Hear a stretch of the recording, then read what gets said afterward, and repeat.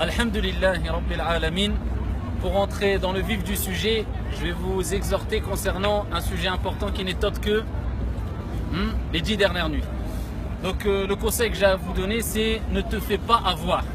Vous savez très bien que le prophète alayhi salatu wassalam a dit dans un récit prophétique authentique une expression qui veut dire honte à lui. Il parle de qui? Celui qui a passé le mois du Ramadan.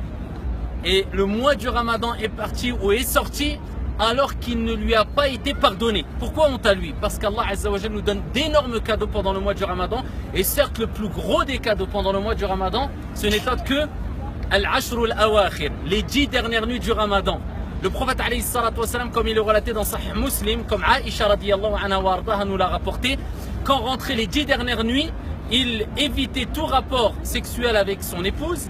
Et en plus de cela, il réveillait sa famille pour prier la nuit. Et dans un autre hadith rapporté par Muslim, Aisha radiyallahu anha wa ardaha a dit: il n'y a pas de nuit où le prophète alayhi salatu wassalam a fait plus d'efforts que les 10 dernières nuits du mois du Ramadan, alors que ses péchés passés et futurs étaient pardonnés. Et pourquoi pas, alors que pendant ces 10 dernières nuits, il y aura sûrement, bien sûr, Laylatul Qadr, la nuit du destin, où Allah Azza wa Jalla dit Khayrum min alfi shahr. Il n'a pas dit elle équivaut, mais il a dit elle est meilleure que 1000 mois. C'est pour cela que pendant ces 10 dernières nuits, chaque soirée, il faut que tu fasses une chose qui sort de tes habitudes. C'est-à-dire que tu fasses de cet acte d'adoration pendant ces 10 dernières nuits une habitude dont tu n'as pas l'habitude d'accomplir pendant les autres nuits.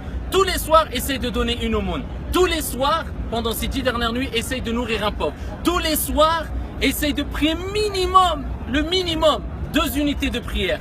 Toutes les nuits, eh bien, le dernier tiers de la nuit, essaye d'augmenter al-istighfar, la demande de pardon pour Allah Azza wa Jal. Toutes les nuits, invoque ton Seigneur Tabaraka wa Ta'ala. Toutes les nuits, essaye de faire quelque chose de spécifique et que tu vas garder de façon constante pendant les 10 dernières nuits pour être sûr à 100% bi'idnillahi Azza wa Jal que tu vas tomber dans la nuit du destin alors que tu auras été dans un acte d'adoration comme le fait de donner une aumône, nourrir un pauvre, ou alors prier la nuit, ou alors invoquer son Seigneur Tabaraka wa Ta'ala. Donc ne te fais pas avoir, accélère dans les actes d'adoration. Ces 10 nuits concernant, ou alors par rapport au reste des nuits de l'année, c'est rien du tout, mais ça rapporte énorme auprès d'Allah Azza wa Jalla.